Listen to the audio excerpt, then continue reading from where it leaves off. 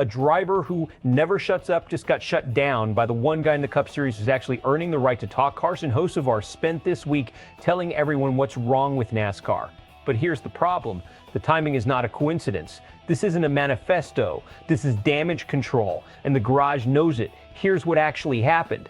At the Brickyard 400, Hocevar spent the race chasing down Corey Heim, the number 67 driver, and could never get past him.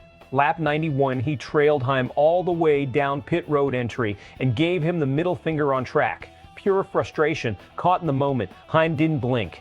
He drove off with his first career crown jewel win in just 15 Cup starts. After the checkered flag, he didn't even entertain the rivalry talk. He basically said the quiet part loud. People care more about the guy who finished ninth than the guy who won. Days later, Hocevar dropped a lengthy public critique of NASCAR itself, claiming the sport lost what made it great in the first place. Convenient timing.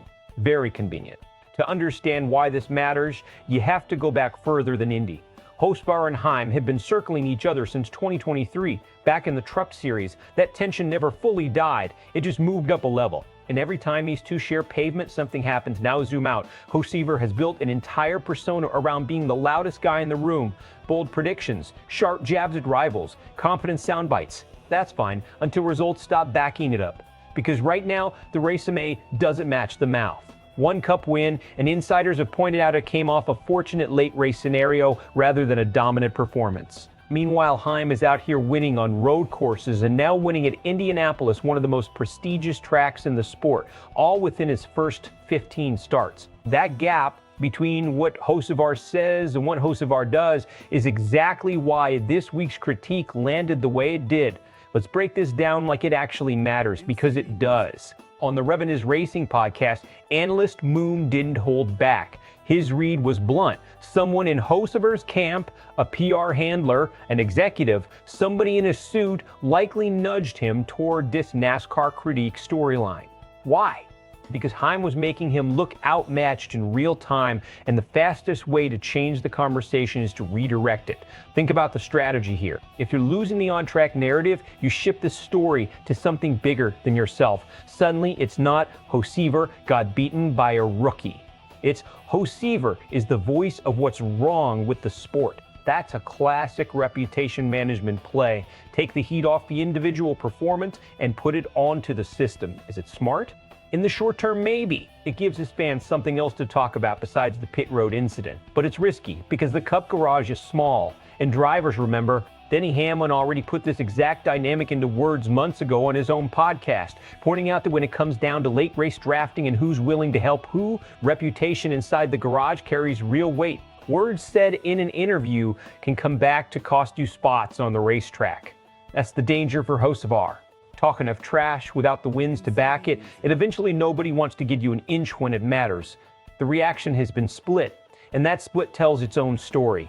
Part of the fan base respects Hocevar's honesty about the state of the sport. Some of his points about NASCAR losing its old identity are landing with viewers who feel the same way. That part isn't nothing. But the broader reaction has been skepticism. Analysts and fans alike are connecting the dots between the timing of his statement and the embarrassment of getting handled by Heim on track. When your biggest media moment comes right after your worst on-track moment, people notice. And once people start calling it damage control instead of honest criticism, the message loses its power, no matter how valid the underlying points might be. So where does this go from here? Two paths. Best case for Hocevar, he backs up the talk. He starts stacking results, proves the Indy loss was a blip, and the NASCAR Critique ages well as a driver who genuinely cares about the sport's direction. His brand shifts from loudmouth to outspoken leader. Worst case, the results don't come. Heim keeps climbing. The garage keeps quietly souring on him. Drafting help dries up in crucial moments, and every future comment gets filtered through this one label: damage control. At that point, the loudest voice in the room becomes the easiest one to ignore. So here's the real question. Is Carson Hocevar a driver who's finally saying what everyone's thinking about NASCAR? Or is he just a guy trying to talk his way out of getting beaten by a better driver? Drop your take in the comments. Team Hocevar or Team Heim? I want to see this debate. And if you want more no-filter breakdowns like this one, make sure you subscribe to SportsWire USA, because this rivalry is just getting started.